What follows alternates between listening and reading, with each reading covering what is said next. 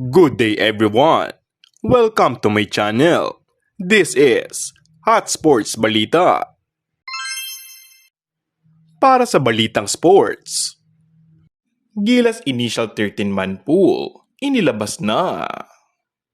Inilabas na ng Samaang Basketball ng Pilipinas ang Initial 13-man pool ng Gilas Pilipinas na sasabak sa third window ng FIBA Asia Cup Qualifiers 2025 sa darating na Pebrero.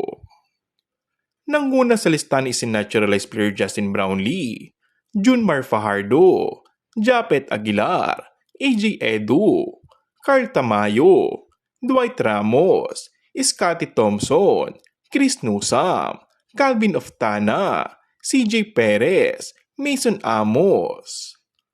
Ang tanging nadagdag sa listahan ay sina Jaime Malonzo at ang nagbabalik Gilas na si Troy Rosario. Habang sina Kai Soto at Kevin Kiambao ay out muna para sa Gilas. Sasailalim si Soto sa isang operasyon, makaraang magtamo ng anterior cruciate ligament or ACL habang naglalaro para sa kanyang koponan na Koshigaya Alphas. Kasalukuyan namang nagpapagaling si Kevin Kiambao matapos magtamo ng ankle injury sa kanyang debut game sa KBL. Hindi pa nilalabas kung sino kina Jaime Malonzo at Troy Rosario ang magiging huling bunot para sa Gilas Pilipinas final lineup bilang paghahanda sa magiging laban sa Pebrero. Samantala, unang makakarap ng Gilas ang Chinese Taipei sa February 20 at kasunod nito ang New Zealand sa February 23.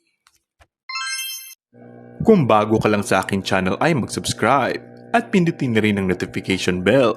Maraming salamat!